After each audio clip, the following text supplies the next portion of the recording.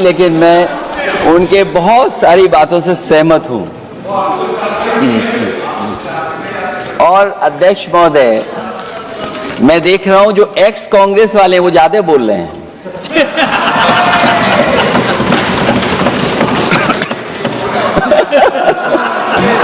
आदरणीय अध्यक्ष महोदय,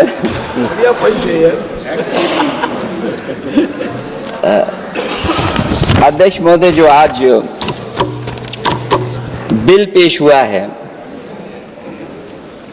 मैं हिंदी और अंग्रेजी को जो कुछ समझ सकता हूं वो यही मैं कह सकता हूं कि माननीय मंत्री जी ने ये कहा कि ये उम्मीद है। ये उम्मीद कैसे बना है, अंग्रेजी में भी मुझे समझ में नहीं आ रहा कि उम्मीद है, ये हिंदी में भी समझ में नहीं आ रहा कि ये उम्मीद है। यूनिफाइड वक्फ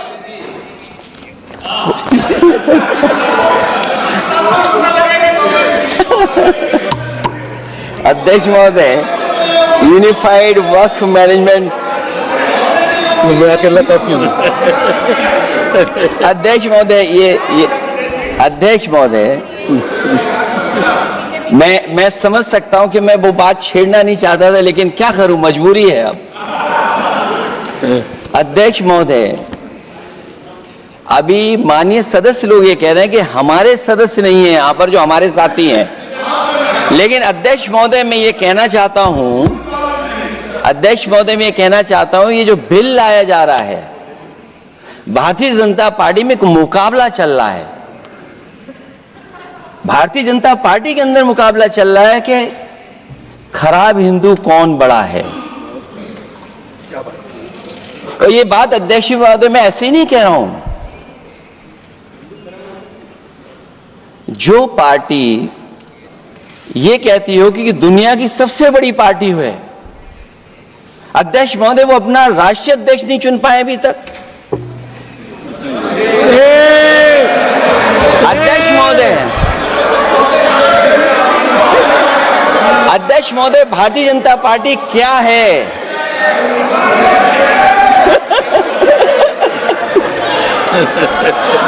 जी, मैं अखिलेश जी ने बहुत हंसते हंसते कहा है, इसको हंसते हंसते जवाब देना। ये सामने जितनी पार्टियां हैं उनका राष्ट्रीय अध्यक्ष उन 5 लोगों को ही चुनना है परिवार के। हमें माननीय अध्यक्ष जी करोड़ों सदस्यों में से 12-13 करोड़ सदस्य प्रक्रिया कर कर चुनना है तो देर लगती है। आपके यहां जरा भी देर नहीं लगेगी। मैं कह देता हूं अभी 25 साल तक आप अध्यक्ष हो जाओ, नहीं बदल सकता। अध्यक्ष महोदय, क्योंकि जो बात निकल के आई है वो मैं फिर आगे बढ़ा दूं। अध्यक्ष महोदय, जो बात सोशल मीडिया या और जगह गुपचुप हो रही है, कहीं ऐसा तो नहीं था कि अभी कुछ दिन पहले यात्रा जो हुई है वो कहीं 75 वर्ष की एक्सटेंशन वाली यात्रा तो नहीं थी।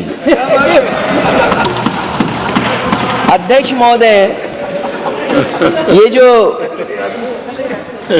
इस बार जो वक्फ बिल आया है, नाकामी का पर्दा इस बार है वक्फ बिल। और नाकामी कोई एक आध नहीं है, मैं कई नाकामियां बता सकता हूं। अभी मैं माननीय सदस्यों को सुन रहा था, वो पुराने कई बिल उनके बारे में चर्चा कर रहे थे कि कितने प्रोग्रेसिव बिल लेकर के आए हैं। मुझे याद है मैं उत्तर प्रदेश में उस समय था और मुझे लगा कि शायद इनकी वो बात ठीक होगी। एक ये बहुत तैयारी के साथ फैसला लेकर के आए थे और फैसला ये लिया था आधी रात के आज के बाद नोट नहीं चलेंगे, नोट बंद हो जाएंगे।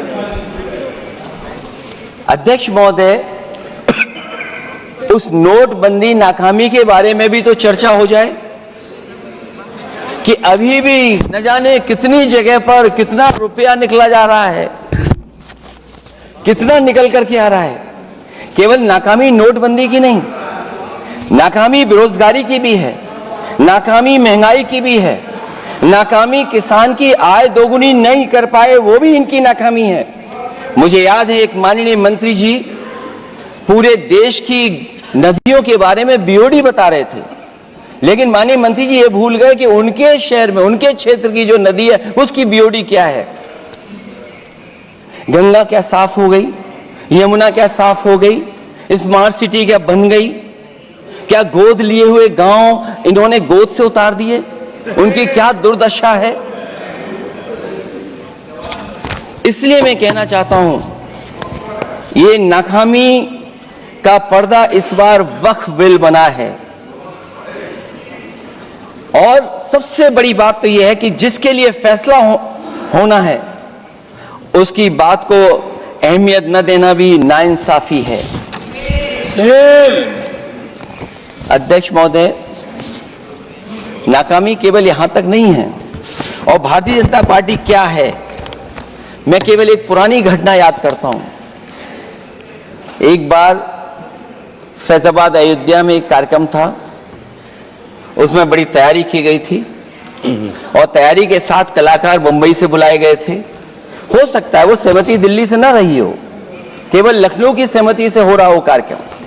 और जब कार्यक्रम की पूरी तैयारी हो गई, भगवान श्री राम बनकर के कोई आ गया, लक्ष्मण बनकर के कोई आ गया, मां सीता भी बनकर के कोई आ गया, हनुमान जी और भगवान हनुमान भी बनकर के कोई आ गया।